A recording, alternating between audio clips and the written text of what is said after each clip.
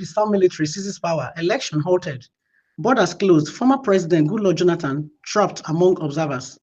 On Wednesday, 26 November 2025, a dramatic military takeover upended the political moment in Guinea-Bissau, just as the country awaited the result of the hotly contested election. A group of army officers calling themselves the High Military Command for the Restoration of National Security and Public Order declared they had seized full control of the country, suspended the electoral process, shut all borders, and detained key political figures. In the chaos, hundreds of foreign dignitaries and election observers, including former Nigerian President Goodluck Jonathan, found themselves stranded, unable to leave. The move triggered condemnation from regional and international bodies, but also left deep uncertainty over Guinea-Bissau's democratic future. Guinea-Bissau is among West Africa's most politically unstable countries. Since independence from Portugal, it has suffered multiple coups and attempted coups. The 2025 election, a combined presidential and legislative vote, was seen as a chance to stabilize democracy. The presidential vote pitted the incumbent presidential administration against a challenger. Both main candidates reportedly claimed victory after the polls. A common scenario in contested polarized elections. The provisional results were expected to be announced on Thursday, 27 November 2025. Observers from ECOWAS, the African Union, and other African organizations had monitored the election and recently met with the leading candidates who had publicly committed to respecting the outcome. Thus, as of Wednesday morning, the country was still probably within a narrow window, waiting for results. Political tension was high, but no official resolution. Early on Wednesday, gunfire erupted near critical government facilities in the capital, notably around the Presidential Palace, the Electoral Commission headquarters, and the Interior Ministry. Masked soldiers reportedly took control of the road leading to the Presidential Palace, establishing armed checkpoints. This sudden show of force unsettled the atmosphere, evoking memories of past coups that disrupted the country's fragile democratic order. In the early afternoon, a group of army officers read a statement at the General Staff headquarters. On state television, these officers declared they had taken full power of the state. They said they had formed a High Military Command for the restoration of order, which could rule until further notice. The military announced immediate suspension of all state institutions, closure of all media outlets, cessation of the ongoing electoral process, and closure of all land, sea, and air borders. A curfew was also imposed reportedly from 9 p.m. local time until further notice. The disposed president, Umaru Sissoco, confirmed he had been arrested. In a phone call with a French media outlet, he said he was disposed and was at the General Staff headquarters. Reports also indicate that other senior officials, including military chiefs and the Interior Minister, were detained simultaneously. The office of the Electoral Commission was sealed, and election officers said to be responsible for the vote count have been detained. According to military sources, these arrests were justified by allegations that a plot involving national politicians, a well-known drug baron, nationals and foreigners, was uncovered. The coup plotters claim this plot aimed to destabilize the nation and manipulate election results.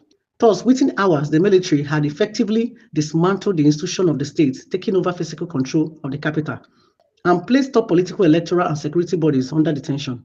Among those caught in the upheaval were hundreds of foreign dignitaries and election observers present in Bissau to monitor the election, most notably former Nigerian President Goodluck Jonathan.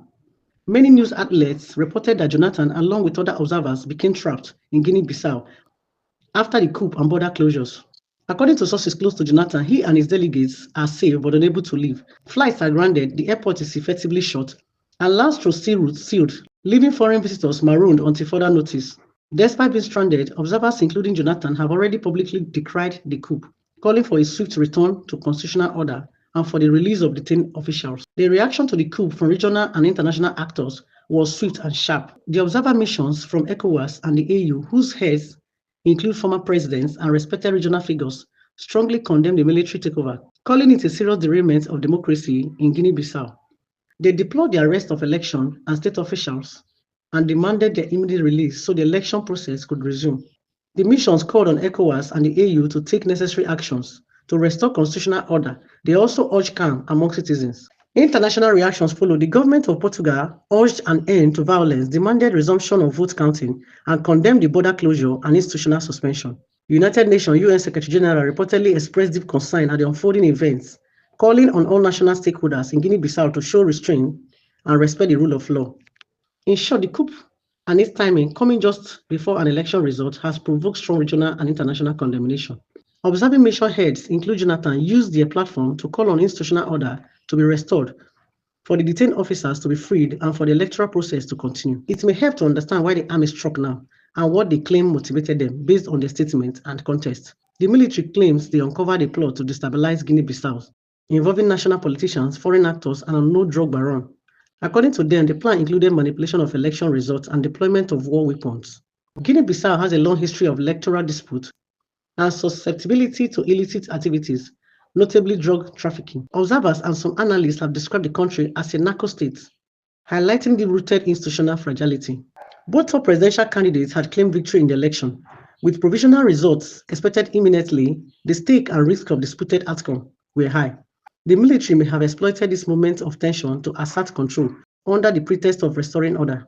Given past coups and instability, the military takeover may reflect deeper structural issues: distrust in the electoral institution, fear of chaos in the post-election period, and a tendency among security forces to intervene directly in politics, often under the banner of national security. Thus, while the military frames its takeover as a protective intervention, many see it as yet another episode in Guinea-Bissau's chronic cycle of coups, unstable governance, and fragile democratic institutions.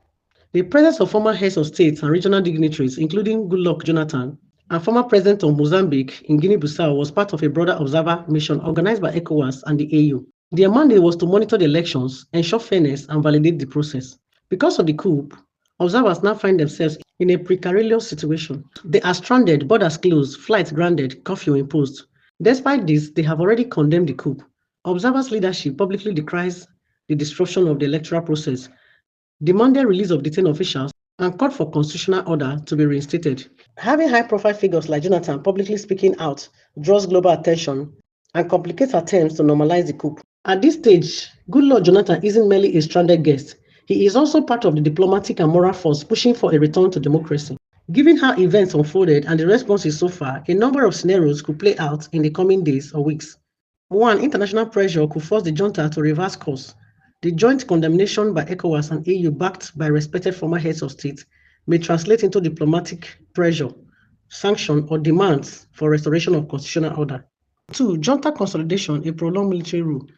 Alternatively, the junta might try to consolidate power, having seized not only the presidency but also electoral and institutional apparatus. They may postpone election indefinitely, dissolve institutions, and govern by decree. This could be a regression for democracy, but given Guinea-Bissau's history, not unprecedented. They may attempt to justify their rule by citing instability, alleged plots, or threat to national security. If they succeed in controlling security, media, and borders, they could entrench themselves. Three, negotiated transition, junta plus civil political forces plus observers. A compromise might be reached under pressure. The junta could agree to a transitional agreement, perhaps allowing observers to supervise completion of the election, release of detained officials, and sharing of power. This could be mediated by ECOWAS, AU, and other regional international actors. Given the presence of foreign observers and the weight of international condemnation, a negotiated path may offer a face-saving exit for the junta. For escalation violence, internal conflict, or breakdown of order, if the junta resists pressure or civil unrest grows, there is a risk of violence, crackdown, or even civil conflict. Given Guinea-Bissau's history of instability and the involvement of armed forces, this remains a grave possibility. Arresting political opponents, electoral officials, and shutting media outlets, as the junta has already done, could provoke backlash from citizens, opposition groups, or even splinter elements within the military. Which path is followed may depend largely on the determination of regional and international actors, the strength and unity of domestic political forces, and how much the military itself wants to hold on to power. This event is not just about one country collapsing into another round of political turmoil. It matters for several reasons. Regional democracy under stress. A successful coup undermines democratic gain not just in Guinea-Bissau, but also sends a chilling signal across West Africa, particularly at a time when other countries in the region have faced military takeovers in recent years. With observers like Goodluck Jonathan and others stranded and seeing their work undone, the credibility of regional electoral monitoring and intervention could be seriously damaged. This may discourage future observation missions or make them more cautious. Institutional fragility. The coup underscores the deep fragility of state institutions in Guinea-Bissau, including their vulnerability to military intervention, weak separation of power, and dependency on unstable governance. Long-term stability will require structural reform, something that seems more remote if the military consolidates power. International law and norm erosion. If international actors fail to respond decisively, coup like this may become normalized.